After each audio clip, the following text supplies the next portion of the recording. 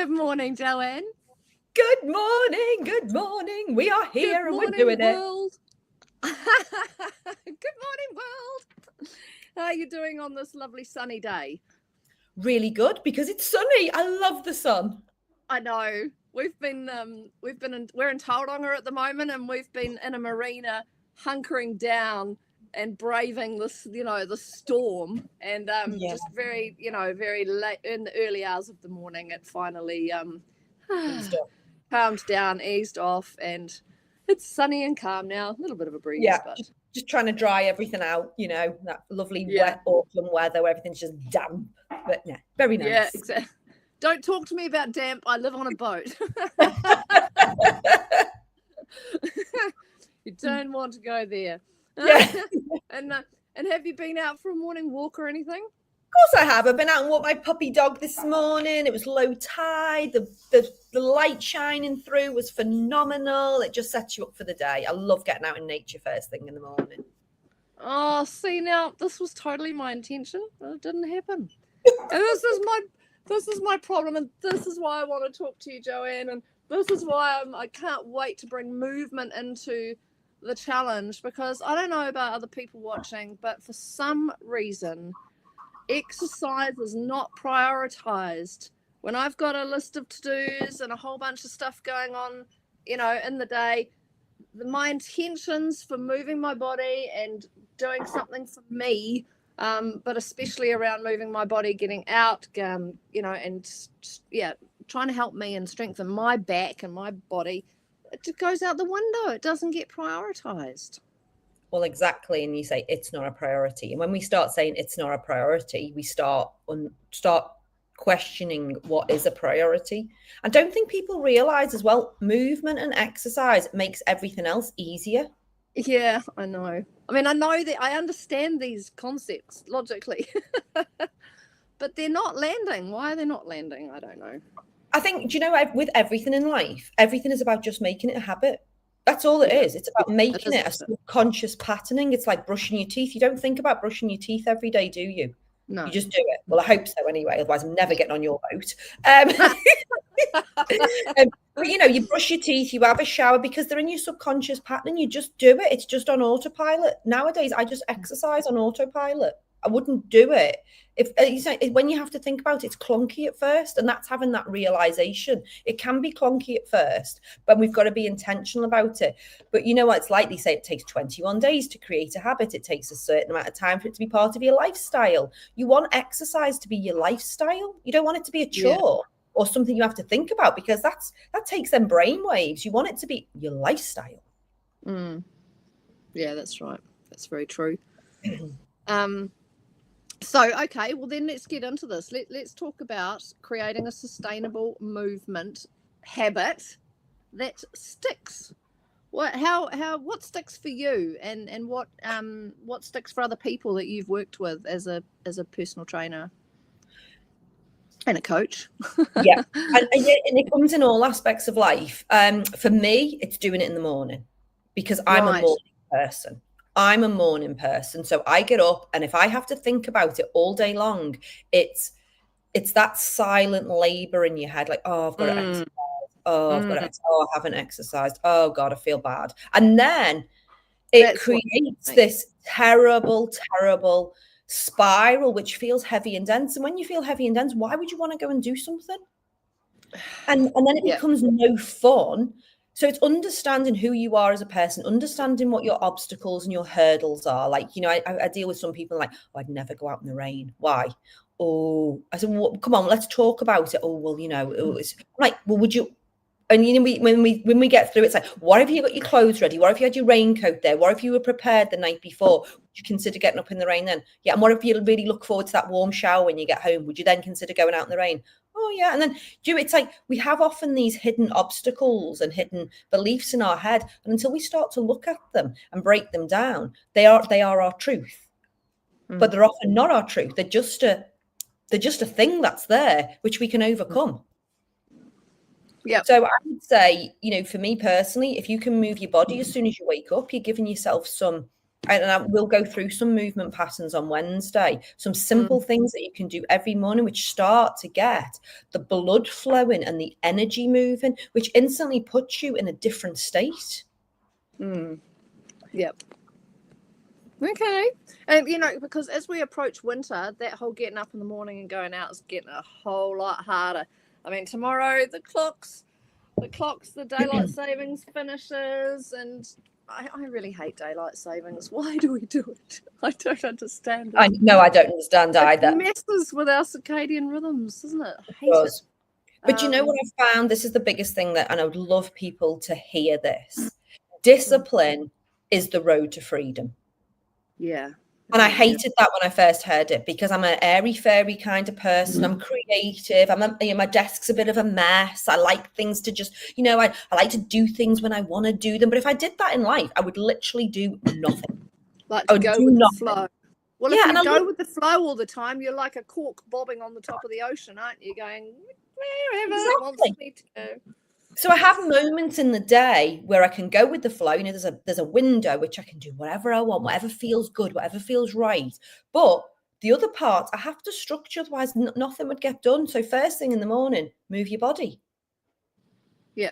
So what do you do? Do you get up and go for a walk, or you're going to take us through some, like, you do some actual floor work as well, do you? First I train, like properly hard out train, at least 4 days a week, So I definitely walk every day because I've got a dog, greatest excuse to walk. And also nature is the most healing, beautiful essence ever.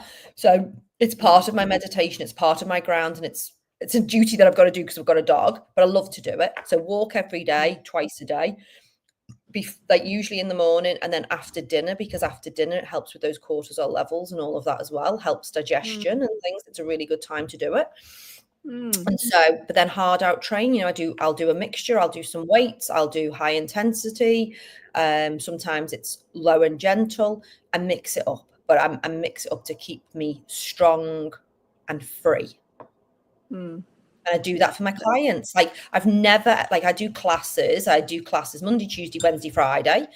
And I have men and women coming to classes 6 a.m, 7 a.m, 8 a.m. And I've never done the same class twice, ever. In the last 10 years, I've been training people.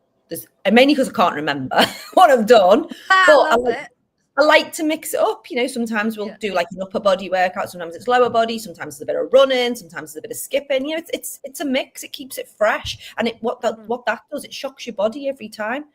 Your body's not in this usual routine of doing stuff. Yes, I have the days of the week, but I mix it up. Yeah, I love that. Sorry, someone just tried to call me. That was a bit strange. Wasn't expecting that. So, let's talk about strength work, Joanne. How long have you been doing strength work, and how important is it for us, really, for our bodies? I was asked to train people a long time ago because I've always been into fitness, but I'm the girl who needs a piece of paper. So I went and trained to be a personal trainer I think it was officially 8 or 9 years ago. And it was really good for me to do that because I got a much deeper understanding of the human body, not just my body, but, as a collective, understood our systems and realized, how we age and what happens to our body. And it's a natural form, isn't it? We come in, we grow, and we age. That's a natural rhythm of our life. And within that, we do have muscle deterioration. We do, our bones can become weaker. You see people start to like hunch over and they start to walk like that and things like that. But if we want a really strong skeletal system, what holds that in place? It's our muscles, ligaments, and tendons. So we've got to strengthen them. That's just how it is. And wouldn't you want the strongest body you can possibly have? I always compare it to a luxury car. If you had a luxury car, whatever that is to you, a Bentley, a Rolls Royce, a Maserati, whatever, and it just sat on the driveway, it literally just sat there and you just looked at it and it might look great, but over time it might start to get a bit of rust. You put the key in the ignition and it doesn't start, it doesn't want to go anywhere because it's seizing up. That's what happens to our bodies when we don't move them, when we don't keep them strong. And we've been given this beautiful, amazing vessel which is capable of so much. And our muscles like to be worked. Yeah. Yeah, I personally really enjoy strength work. I love lifting weights. I love that feeling of fatigue in the muscles after a workout. And I have to say, hands down, I way prefer it to cardio.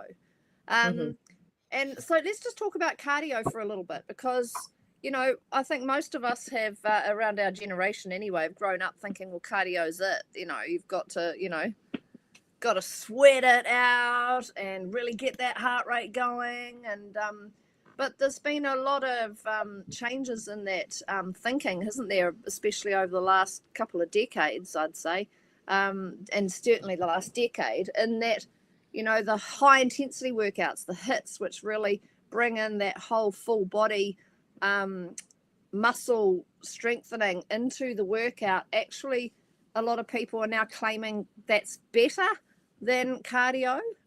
What's your weigh in on that? Well, there's different ways of thinking. Like, if you go for a run, for instance, I love running. If I go for a run, it gives me a lot of stuff. It gives me the mental health. I'm out in the fresh air. I'm doing my thing. So I get a lot from it. But your body is only working hard the time that you are running. So say I go for a 5K run in that 25 minutes, my body is working. I get home, I get back to homeostasis, you calm down, your sweat stops, and your body's just come back to normal. So yeah, and that's fine. I've got a lot from it. People get a lot from that. That's great. However, if you do high intensity, and all high intensity means is that you have bursts where your heart rate goes up, you bring it back down. Your heart rate goes up, you bring it back down. So I'll give you an example. So you might be on the bike, for instance, and you might do 20 seconds hard out after you've warmed up. So you might do 20 seconds hard out, and you might do 20 seconds steady while your breathing's coming. And then you might go hard out again, 20 seconds, 20 seconds. And then your heart rate's up and you're red and you're puffing and you bring it back down. And whether it's 10 or 20 or 30 seconds, doesn't matter, but you understand the principle. You do that over, say, 20 minutes with gaps. So you might do 4 minutes of hard out working out with some little gaps, a minute break here and there.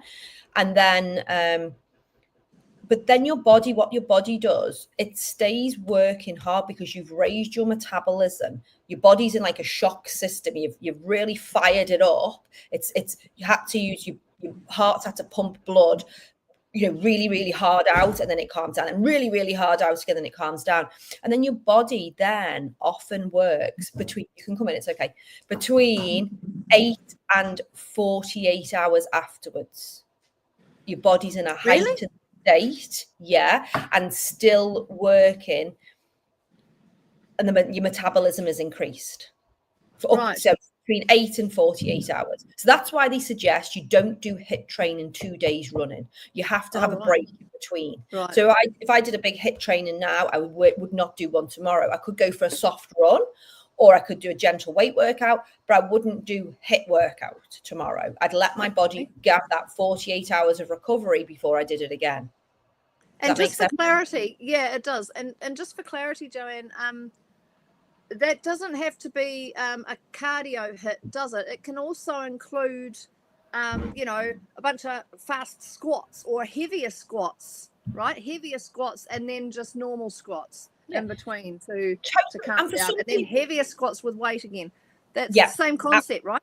Absolutely. Just about raising your heart rate to you want it like 75%, 80% of where, you don't want to push yourself to 100 where you're going to burst a blood vessel, but you want to go up quite high to what you can cope with. And that's different for everybody. So it's very, very individual.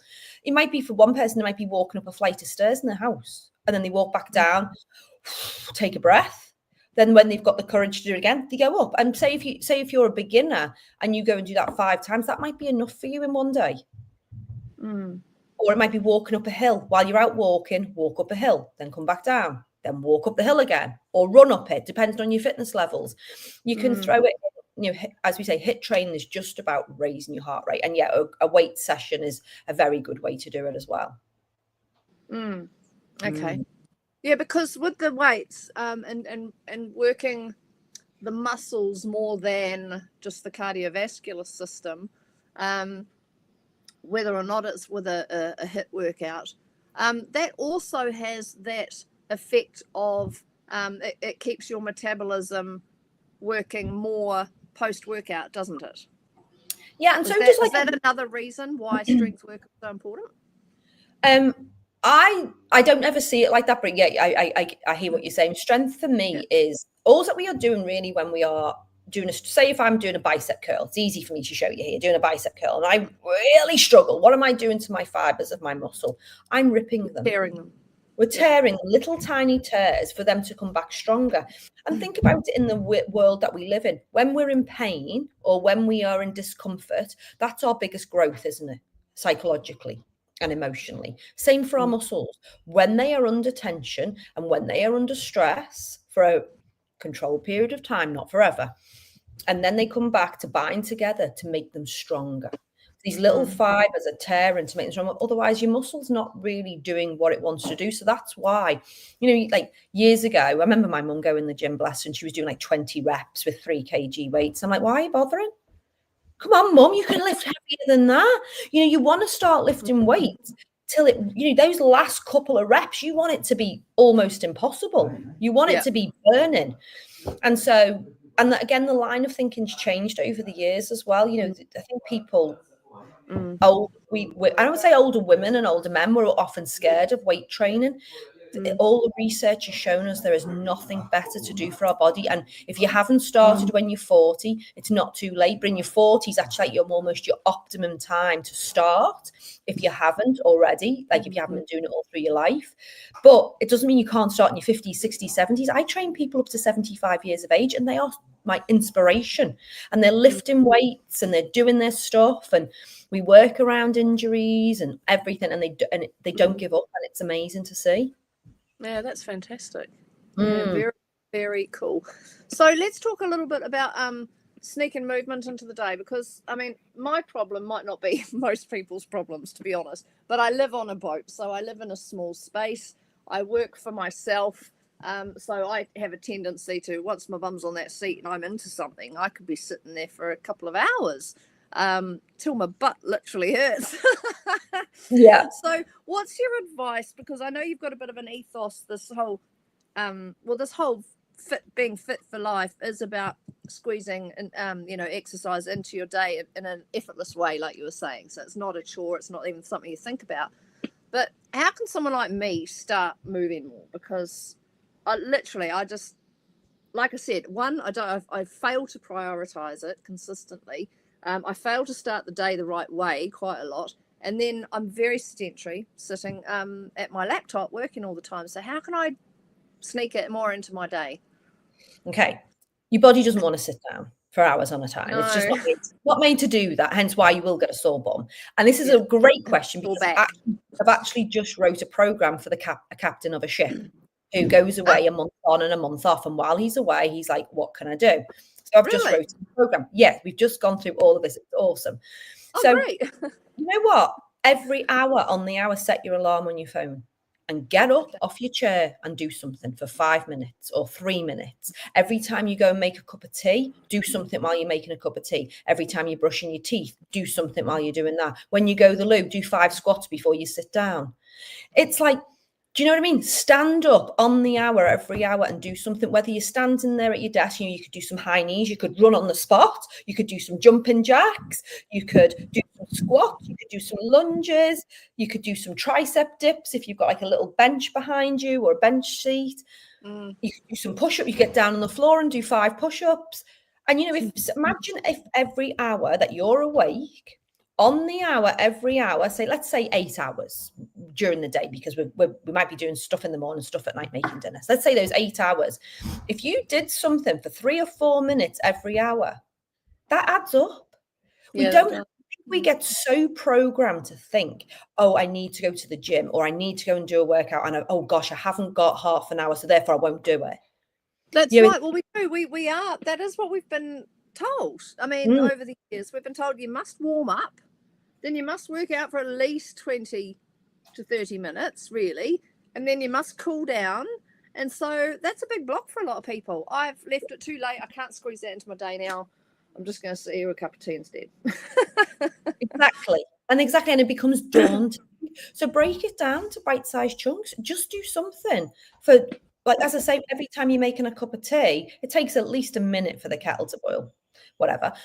You could be doing some squats. You could even be doing some calf raises, coming up onto your toes. You could just do a little dance. You could put some music on and dance around the house while you're making a cup of tea. Don't think exercise has to look one way. It doesn't have to look one way. Exercise is moving your body. So I used to have a hula hoop. I don't know what it's done with it, but I'm going to buy a new one. But what I do, if I'm listening to, because I research a lot and I'm listening to videos or listening to podcasts or listening to things anyway, I might be on a course where I've got to listen. I turn my camera off and I'll be hula hooping in the background. 5 minutes one way, 5 minutes the other way.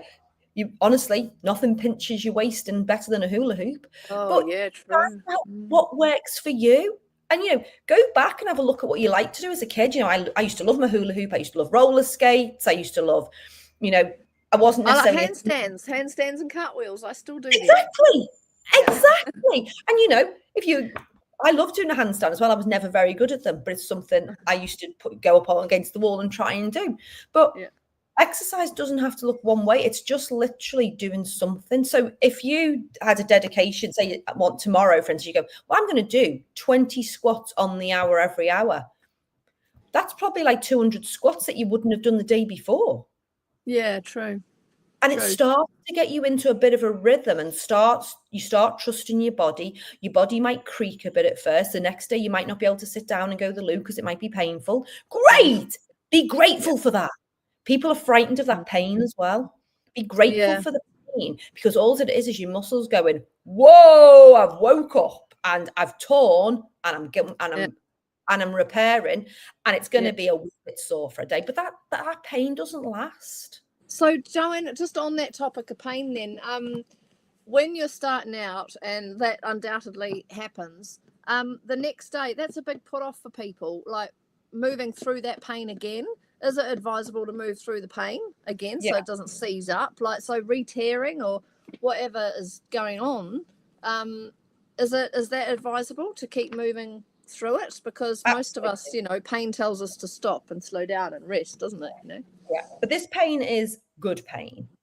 Unless it's not, unless you have actually hurt yourself, and that's different, but the difference. If it's just, like when you get that feeling when you're going down the stairs and your muscles are going, or when you go, oh, some people love it, some people absolutely hate it, but move through it, go for gentle walks or do some gentle stretching or maybe do some walkouts or some gentle squats, whichever part of your body's, if it's your shoulders, for instance, if you've done a big workout, you might just want to do some like arm circles, just to, loosen it off, or just keep oiling it a little bit, whatever, work through it, but also with gratitude, because when we are in pain, often we go to fear.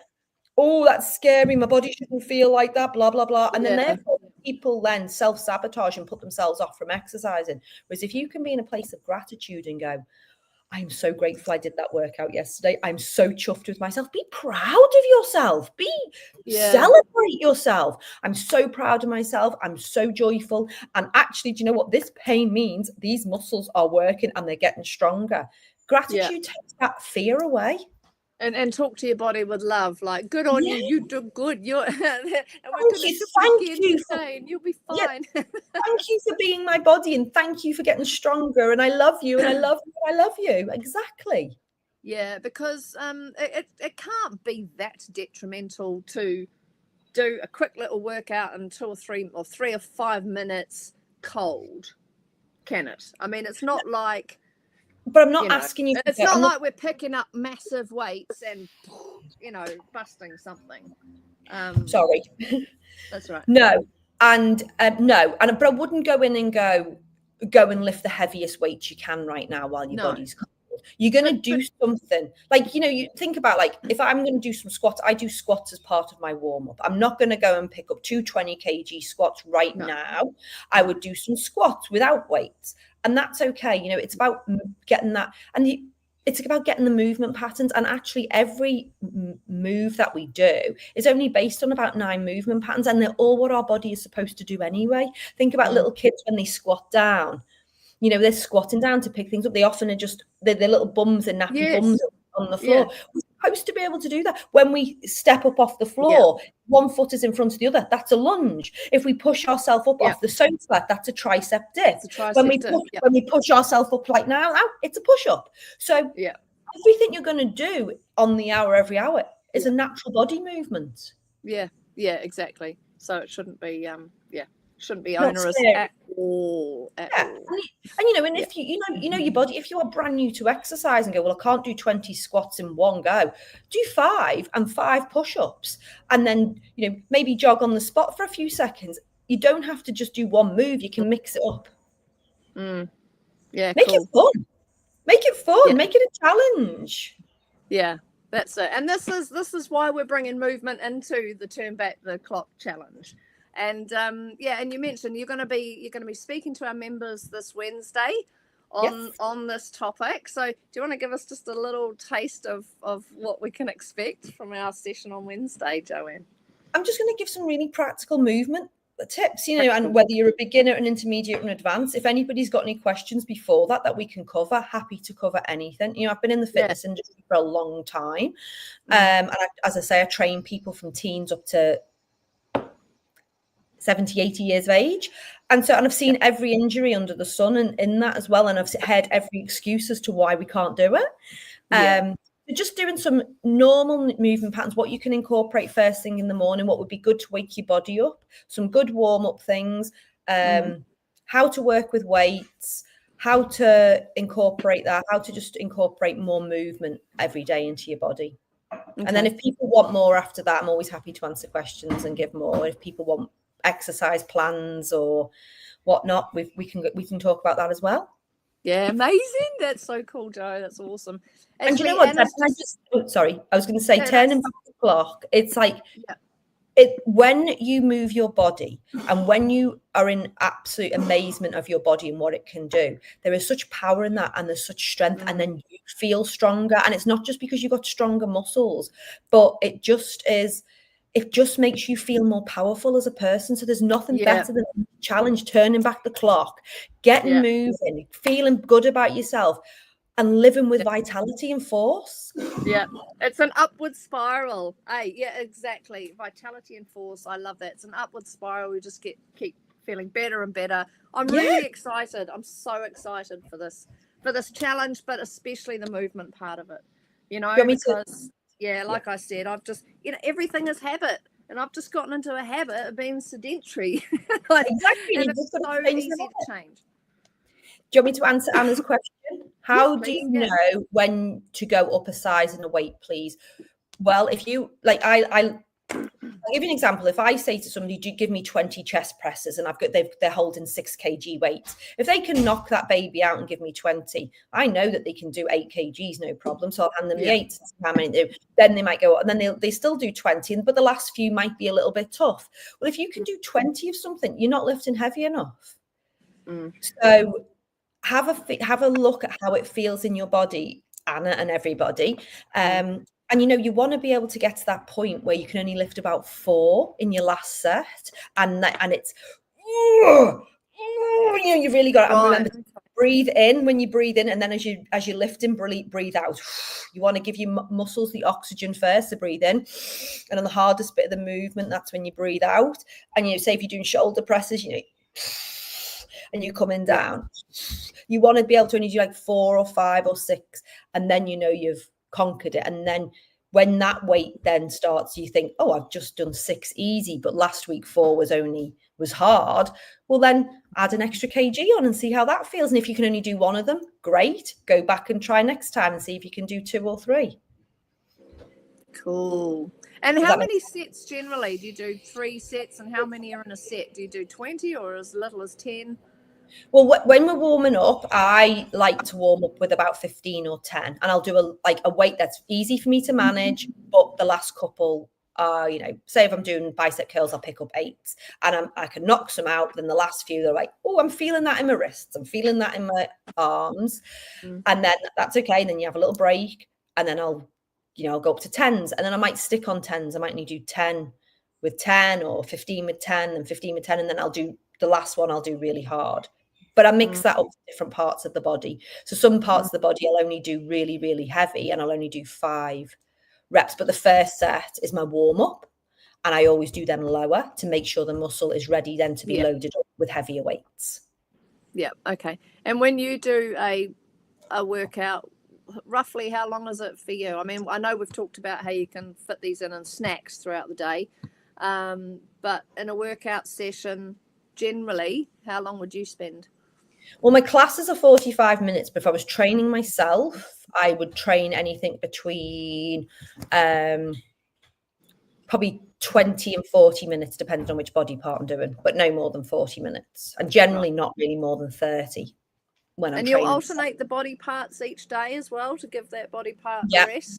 Yeah. So say if you do chest one day, you might want to do bum the next, and then you might want to do back the next, and then you might want to do shoulders. Or sometimes I might do a full upper body workout, and a few days later I'll do a full lower body workout. I'd mix it up all the time, but what I am is very efficient with how I do exercises, and this is what we'll talk about on Wednesday. Because if you're just doing a bicep curl, that's one little muscle. And I love my biceps, and it's good to have the biceps. But you know what? When you're working these big muscle groups and you're working several muscles at the same time, then you get bigger bang for your buck, and it's more efficient. And I like those workouts. I love that.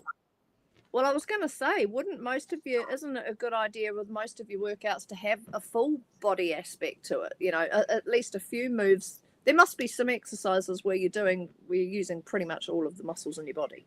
Oh, yeah. So this is why things like burpees, people love them or hate them. But you think about a burpee, you're literally using everything. Because you go down on the floor, and if you're doing a full burpee, you know, you're doing a push-up, you're jumping back up, it's the explosion in your legs, it's using everything. You can't, even a mountain climber in a way, you're on your hands, all your muscles tense, your shoulders, your legs are moving, it's cardio, your heart's pumping the blood. It's using a lot of muscles all at once. So those moves are golden. Some people don't like them, but it's good they are very, very amazing to do. And there's only one way to start loving them, eh? Absolutely, keep doing them. Like I still remember going to my very first boot camp and doing about 2 burpees and honestly thinking I was going to die. Like, I'm not even joking. Like, I honestly thought I was going to keel over and die. Yep. And now I can just do about 300. It's no problem, you know. But it's like, but we can condition our body. Our bodies can be conditioned in any way. Wow, awesome! That is so cool. Hey, if look, I can, sorry. Yeah, no, go. I was going to say, if I can give anybody any inspiration, I was the girl who could not run to the bus stop. Like, I could run a little bit at school, but nobody taught me how to run. So the teachers would just go and run 800 meters. I would honestly be like keeled over, nearly vomiting, like feeling so nauseous after about 150, 200 meters because I used to go out too fast. Then I started to try and run in adulthood. I literally ran to there was a lamppost. I had to go home and lie on the bed for 20 minutes. And I'm not joking. Really? I've run marathons and I've run ultra marathons. We can condition our body to do anything when we know how to do it and when it is done properly. And anybody can do it. Anybody can do it. You just have to want to. And if you don't want to, that's fine as well. But just if I can give anybody that inspiration, you can do anything and you can condition your body in any way you want. Awesome. And just to finish then, Jo, and on that that it's about mindset, isn't it? So, you know, for anyone who's listening or watching the replay, who's listened to all of this and gone, yeah, but I mean, I think I'm just a bit different. I've never been good at this. You know, what's some mindset shifts that you can suggest that you think will make all the difference for those people? Well, as well, I think it's finding something that you can do. You know, if you are the type of person that's more likely to do it, if you've got an exercise buddy, do it with the exercise buddy. If you like to do classes, go to a class. I don't know many people who can do it on their own, hence why they come to classes or go to the gym or have a personal trainer. So know yourself, but also get excited about it. Turn it into excitement, you know, turn it into curiosity rather than, you know, when that thought pattern comes in and goes, oh no, I can't, exercise isn't for me, or that seems too hard. You give yourself a good talking to the way you would your best friend. No, come on, let's just give it a try. Let's just give something new a try. Let's just see how it feels. Stay curious, stay excited. Because you want it to bring an amount of joy as well. You don't want it to be arduous and because that, again, we talked about that right at the beginning. It's heavy, it's dense. So try and turn it into the sparkly and exciting and and even if you have to buy yourself like a new pair of gym shorts or something that's going to get you going, that you're excited to put on, what's going to work for you. Yeah, even just learning one or two new movements that you haven't done before, that are outside of the normal lunges and squats and press ups and things, something new that's a bit like, I really feel that, and actually that's actually really working a lot of the smaller ligaments around my joints, so I know that's, and it's cool and it's a bit different. And trust your body. Trust it. It knows what to do, and it's made to move. It's made to move. If you keep saying to yourself, I am made to move, I am made to move, it just puts you in that powerful place as well. Yeah, it does. Fantastic. Thank you, Jo. It's been awesome having a chat and enjoying my coffee while I get all inspired. I'm going to get outside into the sunshine now and do a lovely brisk walk, and I'm going to put some laundry on, and I'm going to stand there and do my squats and do my and get started. That's half the battle, isn't it? Is just getting started and taking those first steps. Do you know, I would challenge anybody who listens to this to record themselves doing something on the hour and then pop it in and let us see you do it. That's a great idea. That's a fantastic idea. So with the turning back the clock challenge, we're going to have Momentum Mondays. So that's really where we're just going to jump on the post, comment on the post. What is your intention for yourself this week in terms of what you're going to do for movement? And then I love that idea, like actually hold yourself accountable and share that, you want to see it. And also, and it might inspire each other. It might inspire people to. You might do something different than what somebody else is doing. So all give each other the ideas. We're a team. It's a team game. This right now. Let's do it together. Yeah, and it's nothing prescribed. Like, we can all do what we want. If I want to go out and do 10 handstands on the hour every hour, I can. You can. You can do what you want. We're not following any prescribed program. We're not saying one size fits all. You're going to be bringing in a wealth of knowledge around, strength work and exercises that we can fit into the day. But we're going to bring in other people who are doing sort of fascial exercises, and we're going to be bringing in people who do qigong, and we're going to bringing in people who are going to help us get hiking fit, because they're great advocates for getting out in nature and thinking about how we need to support our bodies to get us through a big hike. And that might be a challenge, at the end of the 6 months. I want to be able to go and walk the Tongariro Crossing or the Heafy Track or something. I mean, that's what I'd like to do. So, I need to know that all the things that I'm doing building up for that are going to be supporting my knees and, my ankles and things like that, as well as building the strength in all the big muscle groups and building my cardiovascular strength as well. So it's great. The challenge is going to be awesome. It's very much up to you, and it's about you holding yourself accountable and just announcing things publicly so that you can be celebrated and reminded if you've gone a bit quiet. People could say, how's it going? Yay. Yeah, lovely. Thanks so much, Jo. I'm really looking forward to Wednesday, our session. Thank you. It was awesome. I love talking about this. It's great. And if we can inspire more people to move, it's fun. Then come and join us. There's the website there to come and join us on the challenge. Become a member. Come and join us for 6 weeks. You've got absolutely nothing to lose. We're going to transform our bodies and regain our energy and vitality, like you say, because we're built to move. Love it. Built to move. Built to move. Thank you so much, Jo. You have a great rest of your day. Thank you so much. Okay. Lots of love. Bye.